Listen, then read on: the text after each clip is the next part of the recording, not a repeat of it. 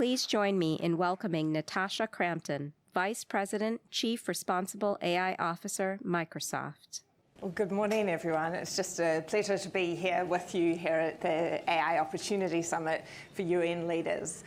From my vantage point, a key part of unlocking opportunity is actually building AI systems that really keep people at their centre and are grounded in the needs of the individuals that they serve.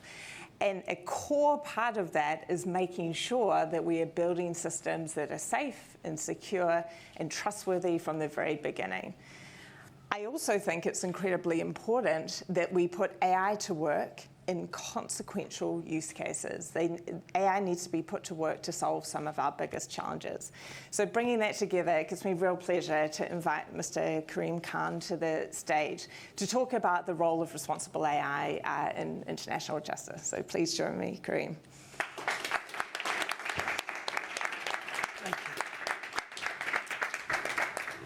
Now, Karim, you have a fascinating role as the Chief Prosecutor of the International Criminal Court. Could you share with the audience here a little bit about that role and the professional journey that you took to get there? I will. Firstly, thank you for having me, but I must confess my mind is not sharp enough. I'm still really pondering so much that was said by Strive and Brad, which I think deserves a lot of reflection. I mean, these events there's a lot of events in anger, but a lot of profound insights were said. So in terms of the question, which was my role and background. Yeah, please. Well, I'm a prosecutor of the International Criminal Court. My background is a simple lawyer. I had the opportunity to do a lot of cases in England and Wales. I was the first barrister English barrister that joined the prosecution of the Yugoslav and Rwandan tribunals.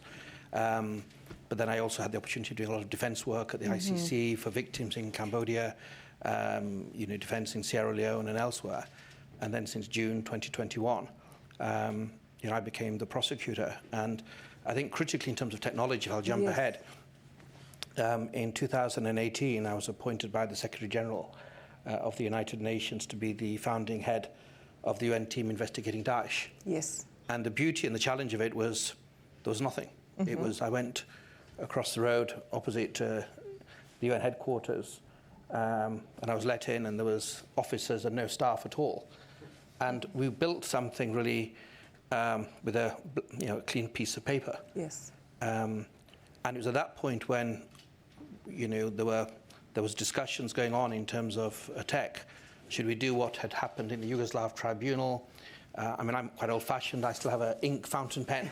But the reality is you've got to move with the times. And domestically, we're seeing, e-courts and, it's not barristers, on the Strand in London walking with, their cabin trolley full of papers. Everyone's using iPads, and you have e-courts in the criminal jurisdiction, in fraud cases, in civil litigation. And there was an interim option of using things like Analyst Notebook and other systems. And I looked really, and there was very strong views, actually, quite very animated views. But I looked at a number of factors, including what big law was doing, what intelligence services was doing, what other parts of the United Nations were doing, and then actually what we're confronting, which is something that's not going away, which is far more information being generated, whether it's social media, whether it's video, whether it's phone records or other data sets, and using, partnering both with Microsoft, but using other platforms as well, that we can ingest data, analyze it to move forward. And that's really was such an important experience, because it's not putting shiny things together that may be trendy today, but doesn't serve a purpose.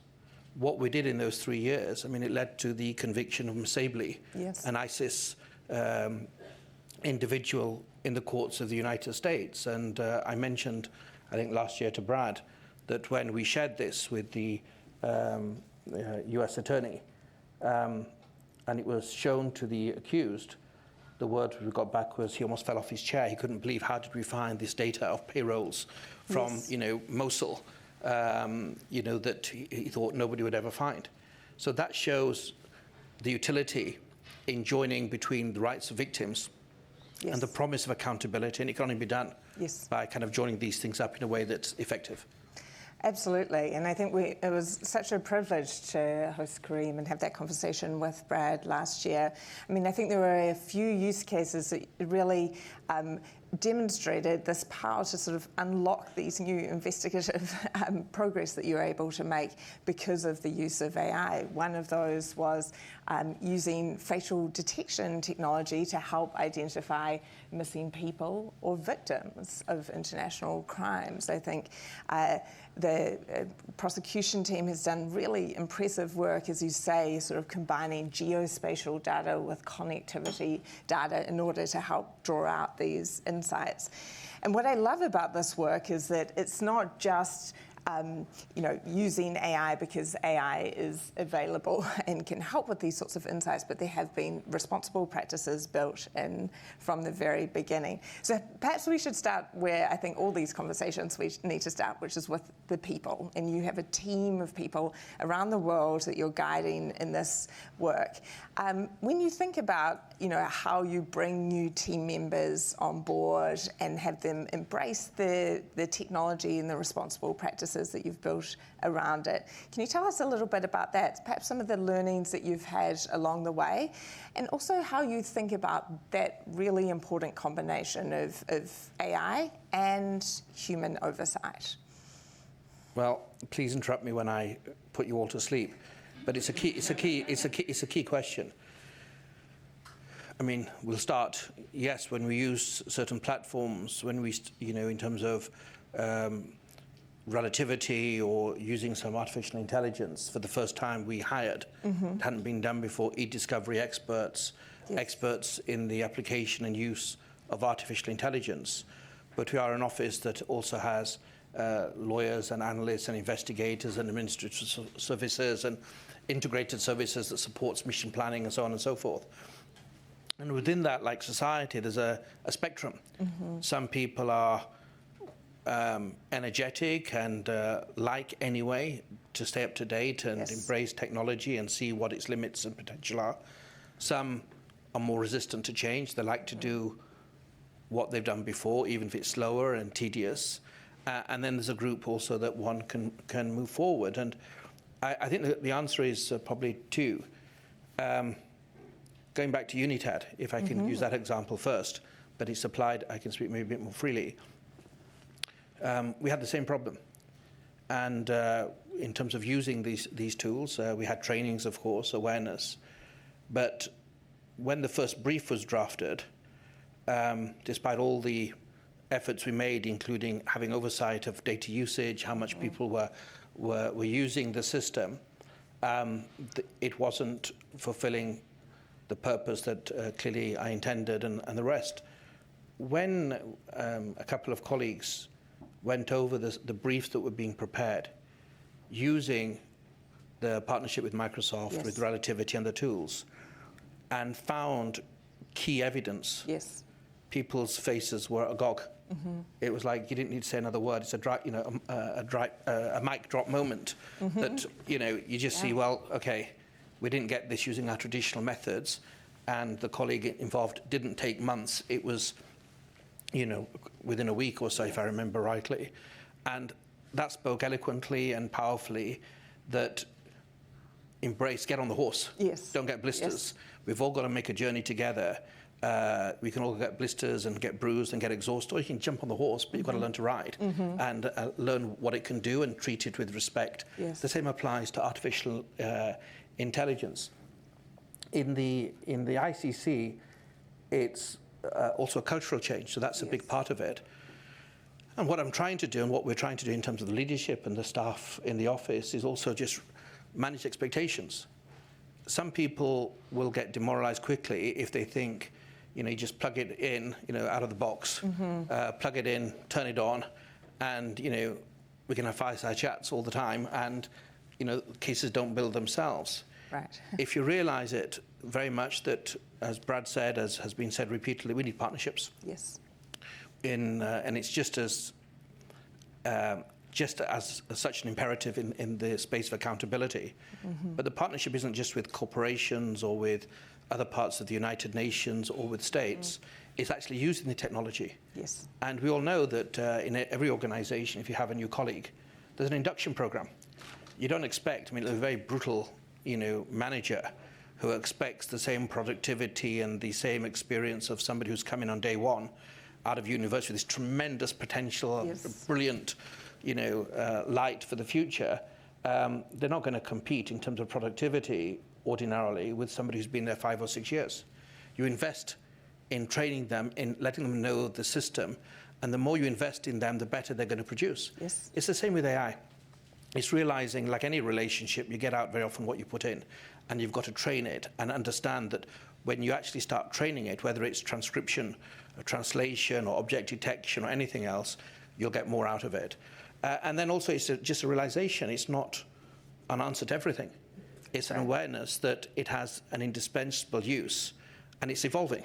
So as of today, it may be different in a few years, but as of today, when you realize, because of how data sets are collected and the technology is, it may be very useful in some situations. In others, don't bang your head against a wall. If you don't feel it's the answer to all of it, well, go back to what's tried and tested and use it to the extent that you can. And then again, it's just having these honest conversations that, in terms of some challenges that we've seen, in which you realize that, the human oversight, the partnership between staff and the platforms is going to be the secret to us moving forward. Yes. Yes. So I could keep going on, but as I said, I'll bite my tongue. And I so appreciate your observations there, and I think in many ways they reflect some of the learnings that we've had from doing this work across Microsoft. So, you touched on the fact that, this is a sort of multidisciplinary endeavour. It's really about harnessing the best of, not just technologists, but really importantly, social scientists and people with lived experiences of how the systems show up in the world. I think this is incredibly important.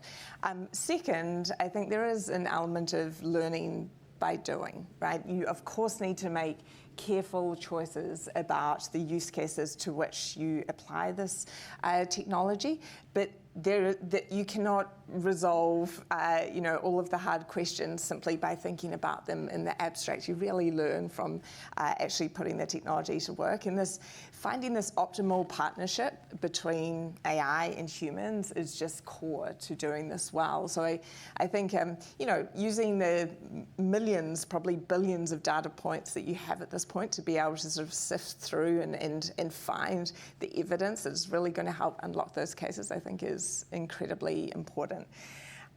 Of course, it's key to your program that your prosecutions are thorough, they're free from bias, and as a consequence of that, the sort of fairness issues associated with AI are really important for you to consider and for your team to put to work. So say a little bit about how you think about, addressing and making sure you're avoiding that sort of unconscious bias with the technology. Well, I'll start, if I may, with the comment about the data points. I think it's a basic principle. We hear a lot in the UN and elsewhere about a victim-centered approach, a child-centered approach, a trauma-informed approach, but it's not unrelated to this. We shouldn't be trying to straitjacket witnesses to how they should speak or what platforms they use. It's the job of an investigator, and that's part of our job, the court part, but the investigation, to look at the incriminating and exonerating evidence equally, in relation to the languages people speaking and the platforms they choose to post material on. And you can't do that in the old analog methods because the human resources, the cost is I mean, we've collected more data, more evidence in the last 18 months than the previous 20 years of the ICC. Right. And it's quite remarkable, I think 26, 27 terabytes in the last 18 months.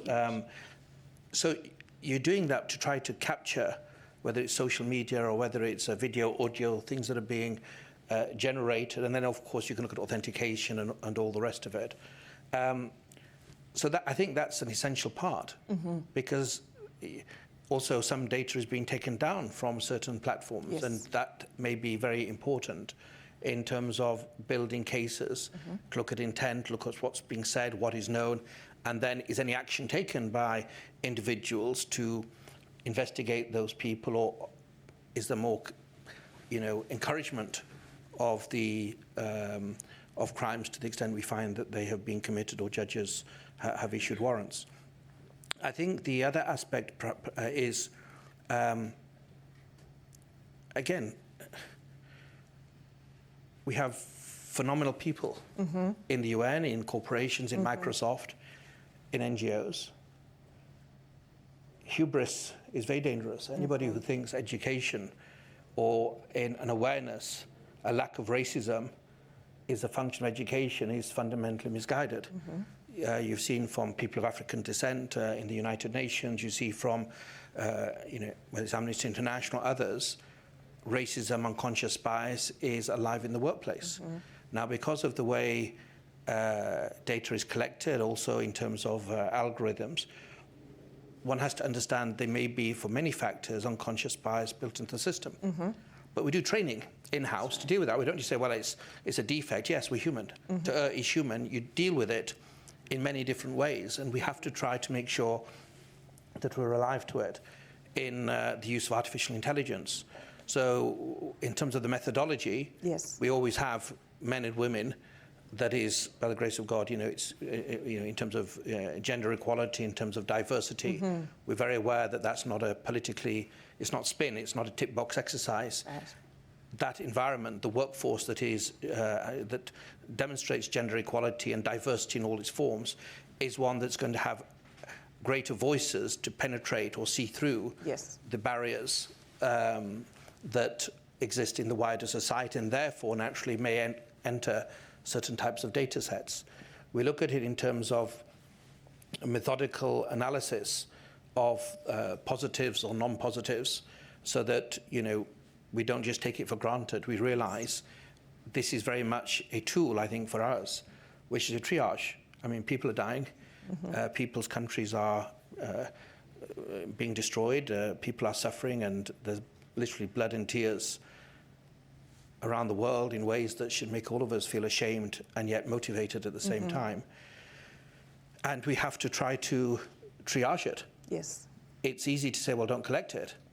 But again, your obligation is to get to the truth. So realize we have to respond in the best way that's available now. And obviously that means embracing artificial intelligence. But again, it's not about an abdication of responsibility. Apart from looking at the positives and non-positives, we look at the other side of the coin, which is also to look at,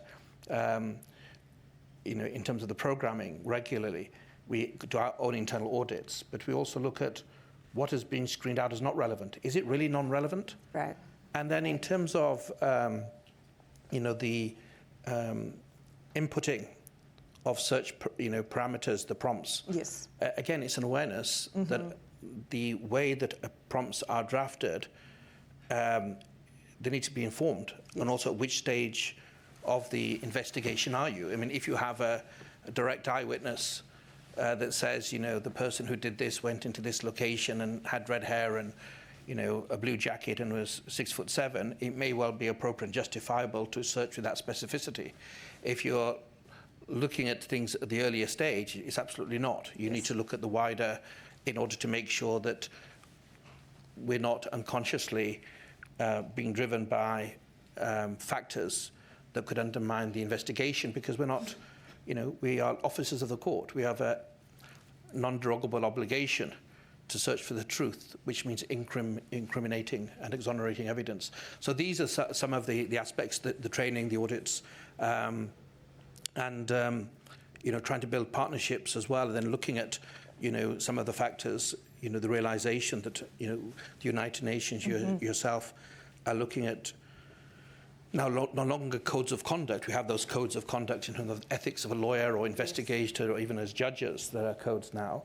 But how do we deal with ethical issues before they hit us on the nose? We need to be, again, humble enough to realize that some may be obvious to what we're doing today, but we need to be wise and bring other people in that maybe have different skills that we don't have, obviously many different skills, to look at problems that could arise or the unforeseen consequences, so we can, to the extent possible, be aware of how should we respond in a way that's, that's ethical. And then, of course, there's issues of, how does all this pan out to disclosure and, the rights of an accused. So all of these are part of a greater constellation of issues that I think, we are engaging with. And I think for me, one of the best defenses is humility. Yes. Don't think we can do it all alone. Don't think all the answers are there. Realize humans, there's been cases thrown out because of human error, oversight of what's material to disclose. Mm-hmm.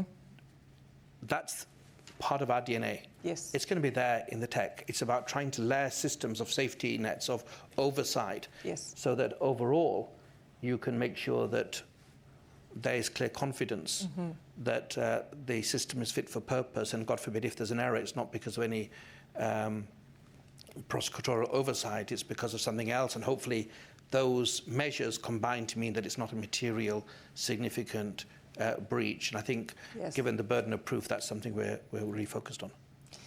Yeah, what I hear you articulating so clearly here is that, context really matters here when you're doing this work. And so it is really important that you both, have that broad scale training, but you're sort of thinking about what are the consequences of different types of errors, at different points in the prosecution process. This is also something that I think is of broad relevance across sectors, across scenarios. Yes, training needs to take place. We need audits. We need sort of measures to sort of trust but verify that things are actually working as they are. But to really get the very best out of a combination of humans and AI, it really needs to be hugely contextual, right? To understand, what does it mean to have, a false positive or a misclassification in a situation where you're trying to find a missing person. You're probably going to worry much more about not finding a potential missing person in that scenario than casting the net too narrowly and not finding someone, right? It's better to oversample in that situation than it is to categorize too narrowly. So I think this sort of holistic approach that's deeply rooted in your context, your duties to the court, your duties to the prosecution process is really important. So one dimension also that I wanted to touch on here is sort of privacy and security. You are dealing with... Can I just go back? Of course. Because one way of looking at it, and it's a bit crude, but I won't let that stop me. If you look at the various forms of information in the public domain and get an investigation, I think, sewage comes to mind. Mm-hmm. And you've got to have different layers of filtration so that ultimately, you can get rid of, the stuff that's obviously irrelevant or completely unreliable, and you can keep purifying it in the system. We have that in our OTP link. We're using artificial intelligence in relation to that, and you use all the measures you can. But ultimately, whatever we get is not the case. We're going to be building cases, or cases are, artificial intelligence is telling us this person has criminal responsibility. It may help us triage information. It may help us organize it. It's very good at detecting patterns. It's outstanding at detecting patterns. It's very good at, object detection, transcription, translation for the speed of relevance, given that people around the world are suffering and they're fed up of talk. They want to see action for the law because they have no shelter. So we're using all of that in this pipeline, but everything is reviewed by the same old actors, which are the lawyers, the investigators, the analysts, so on and so forth. But it also goes down to your earlier question, which just came to mind in terms of unconscious bias or factors to ensure we're properly aware, we're fully cognizant of the strengths and still weaknesses of artificial intelligence. So an example that can come to mind is, we saw in the Al-Hassan case that he was convicted recently. He was really linked to Al-Qaeda. And in Mali, the classical, when you look at churches or synagogues or temples or mosques, it seems that overwhelmingly Western constructs of what those look like had been fed into the system. Whereas you look at the diversity of what those structures can look like in different parts of the world, it was struggling. So it goes back to the earlier point, you've got to train that system. So we all have to become AI coaches. Yeah. Actually, I mean, in the same way you have mentors in corporations, we have to realize it's a partnership, and you have to, particularly in the earlier stages, I think if you're looking years ahead, it's going to mature. AI itself is going to grow up. Yes. But at the moment, it's got all this, it's brimming with energy, and it can move forward, but it needs that overall investment. But the other area that I think may be of interest is this, your first point, you've got to try to use it and then see. We struggled with one situation where there's linguistic similarities in the language, and also with interviews sometimes there's overlapping speakers. And, it was not really working very well. And what we did is tell AI, slow down. As you do sometimes to an exuberant child, you just take it, slow down, pause, take a breath, and said, okay, just translate in one language, and then later on translate in the other language, and then bring it together. And the results, were very, far improved. Yes. So it's just that awareness of the system and that realization. It is a journey in which you have to keep fine-tuning how we're using the system to get the most out of it. Yeah. Sorry, then I interrupted your questions about safety and security. Yes. I do think that's a critically important point, though, that you did raise and sort of bring to the fore around. You do have to understand the limitations of today's AI systems. It's key to putting them to work in the right way. And having identified the limitations, often there are very concrete steps that you can take. For example, collecting a more representative sample of different types of places of religious worship, and then retraining the model, right? So actually understanding both the capabilities and the limitations is really important to get it right. So on, privacy and security, you've obviously got a huge amount of sensitive data that you're using to advance your prosecutions. How do you think about securing that data, making sure that it's only used for the prosecution purposes that you are pursuing, making sure that privacy is sort of maintained in the context of the criminal justice system, which I think has different considerations as well? Well, it has at least two aspects to it. The first is autonomy of a witness. Any person that comes to speak to us, it's a privilege and it's a trust, and we need to make sure that we engage with them in a way that is consistent with the statute. And the statute is not a gift or favour from the prosecutor or anybody else. The statute, Article 68 of the Rome Statute, makes it clear that really there'll be a full rights and respect to witnesses, victims, including their confidentiality, their well-being, including their mental state and distress that could be caused. And we're doing a lot of things in terms of trauma-informed approach and other aspects.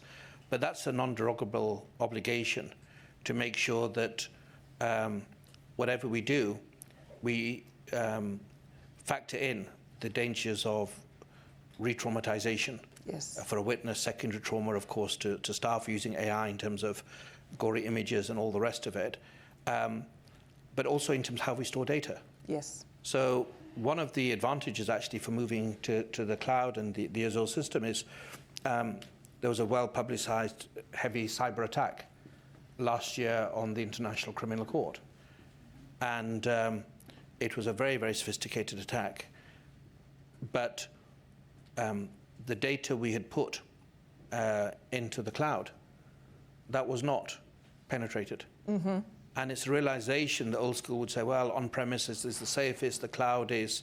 And I had this discussion 2 years ago in one of my earlier discussions. And I said, well, that's dated thinking. It is sometimes a little bit of knowledge is a very dangerous thing. You look at what governments are doing or intelligence agencies. I mean, and to co-locate, to use the previous, we're trying to work in Ukraine or in Bogota, in Cox's Bazar, in other locations. You can't work in time without being joined in the cloud in terms of the effective harnessing of information. So I think, and And again, the economies. I mean, the whole budget. I mean, the budget I'm seeking this year for the OTP, I mean, it's when you look at the number of victims that look to us, I think we're seeking, Jonathan, 68 million for the whole of the office. And we're in Afghanistan, we're in the Philippines, we're in, working with, trying to help Colombia, we're looking in Venezuela, Georgia, Ukraine, Palestine, DRC, I mean, the list goes on, Libya, Sudan, I mean, Darfur is forgotten, and the amount of suffering now against the people at Darfur that are being pursued by, racist underpinnings is immense. So that's the context in which, we do it. I don't know what the budget is, just the budget of Microsoft, but they spend billions, I'm guessing, on defense. How can we, it's a no-brainer. Yeah. You try to not reinvent the wheel, but make sure that there's ethical decisions. We do a lot of research. The UN has done a lot of research before they give contracts. It's increasingly important, and you can see the work that Microsoft is doing with the Secretary General, with the United Nations as a whole. That's screening that idea that there should be. It's not a zero-sum game. Yes. Companies want to be profitable, but there is no conflict necessarily if the leadership is wise in terms of doing the right thing. So that's a key aspect of it, actually, in terms of trying to bring in the partners. In privacy, we have our internal processes. Even not everybody in the office will see all the data. Yes. Because there's no need to see it. That's right. We make sure we have the informed consent of witnesses, and we're trying to partner also with other agencies that have been created. I mean, there's other commissions of inquiry that the United Nations have established. There's other mechanisms like the Myanmar mechanism that are mandated to cooperate with us. So, and all that, in all that system, we're trying to make sure that we don't over-document, and we try to share information, but with informed consent, and make sure we keep our protocols so that witnesses are not caused distress. But we're living in an environment in which there are very hostile actors, state actors, as well as non-state actors who want to disrupt or shake the architecture that's being built. And this is why you need this 24/7, 365 surveillance and ability to respond as attacks are made, wherever it is, whether that's real witnesses on the ground or whether that's in the cyber domain. Yes. I mean, I think I very much appreciate those insights. I really do think it takes, as you say, partnerships, humility, but also a bias towards action and using the technology. The cases that you prosecute are among the most complex cases that are being prosecuted in the world, and they're among the most urgent to prosecute as well. So I do think it takes a special type of visionary leadership by yourself and the rest of your team to both pursue those complex cases and embrace the ability to use technology to help you do that even better. So thank you for your leadership. It's a privilege as Microsoft to partner with you in that effort. I'd like to ask the audience to join me in thanking Karim for his time today.